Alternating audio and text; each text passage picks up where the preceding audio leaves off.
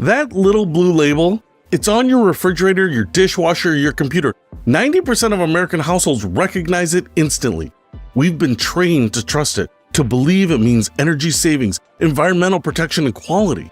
The Energy Star label promises to save you money and save the planet.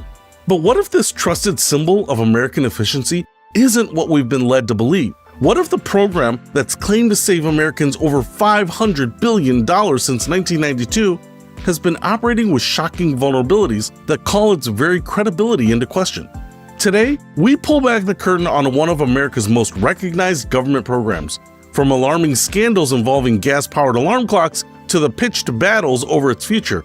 This is a story of how a simple blue sticker became both a powerful economic force and a controversial political battleground.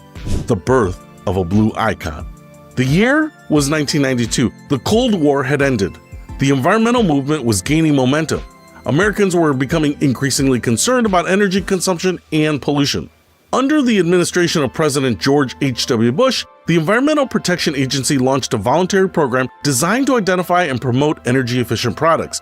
It began modestly with labels for computers and computer monitors. The concept was simple but powerful. Manufacturers would submit their products for certification, and if they met certain efficiency standards, they could display the Energy Star label, a signal to consumers that these products would use less electricity and save them money over time. What began as a niche program quickly expanded. By 1995, the label appeared on residential heating and cooling systems and new homes. Today, more than 75 product categories can earn the Energy Star certification, from appliances to building materials to entire buildings. The program has been called one of the most successful voluntary initiatives ever introduced by the U.S. government. According to the EPA, Energy Star has helped Americans save trillions of kilowatt hours of electricity and hundreds of billions of dollars in energy costs. Energy Star became so ubiquitous because it solved a real market problem. Consumers couldn't easily tell which products would save them energy and money over time. The label made that visible at a glance. But behind the success story lies a more complex reality, one where a program designed to protect consumers might itself need protection from fraud, political wrangling, and industry manipulation. The scandal that shook the star. In 2010, the Government Accountability Office, the watchdog agency of Congress, decided to put Energy Star to the test. What they discovered would shake the foundation of the program and lead to serious questions about its credibility. GAO investigators created 4 completely fictional companies with fake people and absurd products, including a gas-powered alarm clock the size of a small generator and an air purifier that was actually a space heater with a feather duster attached to it and fly strips taped to it. Would the Energy Star's program certification process catch these obvious frauds? The answer was shocking. Of the 20 fictional products submitted for Energy Star certification, 15 were approved. The gas-powered alarm clock, which claimed to be a sleek, durable, easy on your electric bill, and surprisingly quiet, received approval within 30 minutes. Senator Susan Collins, who requested the investigation, didn't mince words. In a statement after the report's release, she said, "The results of the GAO's investigation are astounding and raise doubts about the validity of the Energy Star rating." The revelation came out as a bombshell to the American consumers who had come to rely on the Energy Star label when making purchasing decisions. These weren't just any purchases, these were often major household investments, like refrigerators, washing machines, and HVAC systems that consumers expected to last for years. Even more concerning, the federal government and many states offered tax credits and rebates for Energy Star certified products. The American Recovery and Reinvestment Act of 2009 had allocated approximately $300 million for state rebate programs specifically for Energy Star products. Senator Collins captured the dual problem perfectly. Taxpayers are being fleeced twice. First, when Energy Star products aren't thoroughly vetted and consumers pay more for products that don't deliver promised energy savings. Second, when taxpayer dollars fund rebates and tax credits for products that haven't truly met Energy Star standards. The investigation revealed that Energy Star was primarily a self-certification program, relying on corporate honesty and industry self-policing, with minimal verification from the government agencies overseeing it. Even before the GAO investigation, concerns had been raised. In October 2008, Consumer Reports had published a review of the program that found lax qualifying standards outdated federal testing procedures and questionable effectiveness of industry self-policing. The fundamental problem was that the program had grown too fast without the proper oversight mechanisms. Manufacturers had every incentive to get that label, but the system for checking their claims was woefully inadequate. The EPA and the Department of Energy responded swiftly to the GAO's findings. By April 2010, barely a month after the report was published, they had already suspended product approvals through self-certification and automatic qualification programs. The agencies then undertook a major overhaul of the program. Starting in 2011, all Energy Star products would require certification and verification by an EPA-recognized certification body before they could carry the label. But the fundamental question remained: could a program that had failed so spectacularly regain consumer trust? Behind the certification. Today's Energy Star program looks very different from the one that approved a gas-powered alarm clock. Let's go inside the certification process that now governs this billion-dollar program. Under the current system, products must be tested in an EPA-recognized laboratory and reviewed by an EPA-recognized certification body before they can carry the Energy Star label. These labs and certification bodies must meet specific criteria and are subject to oversight by recognized accreditation bodies. For example, when a manufacturer wants to certify a new refrigerator, it must submit the product to one of these approved testing facilities, where technicians measure its energy consumption under standardized conditions.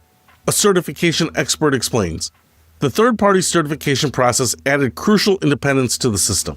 Before 2011, it was essentially an honor system. Now there are multiple layers of verification. The EPA currently oversees certification of tens of thousands of product models, with more than 20 certification bodies and more than 500 recognized labs participating in the process. The agency also conducts post-market testing of the products each year, audits product labeling at major retailers. But here's where the things get interesting and potentially concerning. Despite these improvements, the verification testing only covers a subset of all Energy Star products. According to independent experts, the percentage of products tested post-market is relatively small compared to the total number bearing the label. One consumer advocate says, the improvements are real, but the scale of the program means that most products will never face verification testing. Manufacturers know this. The exact percentage of products that undergo verification testing isn't widely publicized, leaving consumers to wonder just how thoroughly the oversight really is. Another point of contention lies in how Energy Star calculates the savings it reports.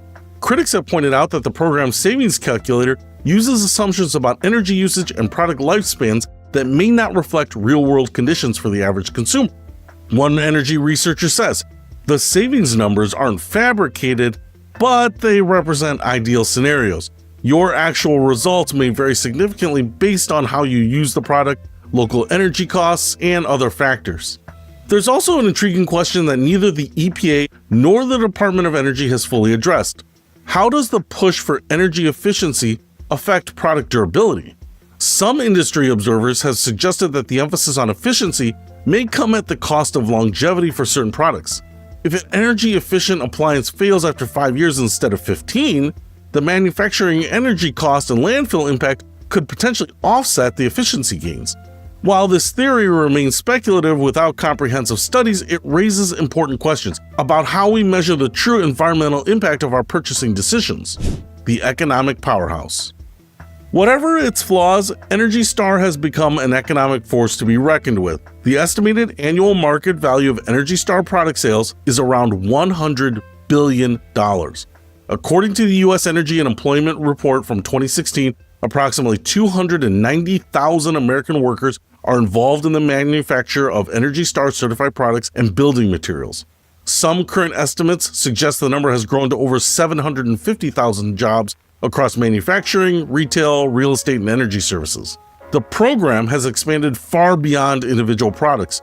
Nearly 1.9 million Energy Star certified homes and apartments have been built across the United States. These homes are required to be at least 10% more efficient than those built to code and achieve, on average, a 20% improvement. For commercial buildings, the Energy Star label has become a valuable marketing tool. To qualify, buildings must earn an Energy Star score of 75 or higher on a 100-point scale, indicating they perform better than at least 75% of similar buildings nationwide.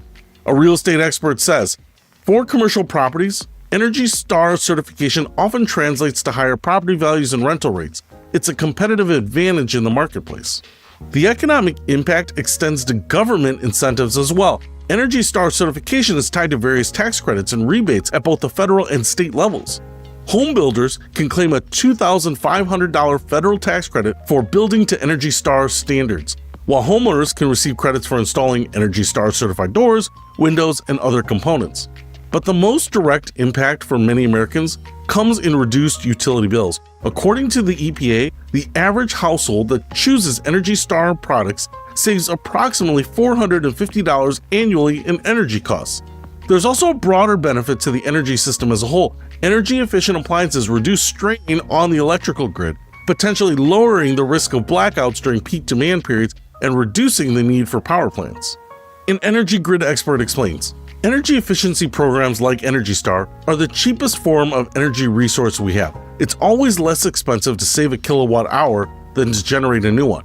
The economic impact of Energy Star extends beyond U.S. borders. Several other countries have adopted similar programs based on the Energy Star model, creating a global framework for energy efficiency standards. The political battleground. Despite its economic benefits and bipartisan origins, Energy Star has increasingly become a political battleground. The program that began under Republican President George H.W. Bush and expanded under administrations of both parties now finds itself in ideological crosshairs. During his first term, President Donald Trump proposed eliminating or privatizing Energy Stars as part of broader budget cuts to the EPA. While that plan didn't materialize before he left office, it signaled a shift in how some conservatives view the program. In May 2025, the political debate reignited with reports that the Trump administration planned to eliminate the Energy Star program entirely as part of an EPA reorganization effort. The proposal prompted immediate pushback from an unlikely coalition: industry groups, environmental advocates, and consumer organizations. In March 2025, nearly 36 trade groups and companies, including the Chamber of Commerce, Bosch, and Carrier, sent a letter to EPA administrators Lee Zeldin urging him not to end Energy Star.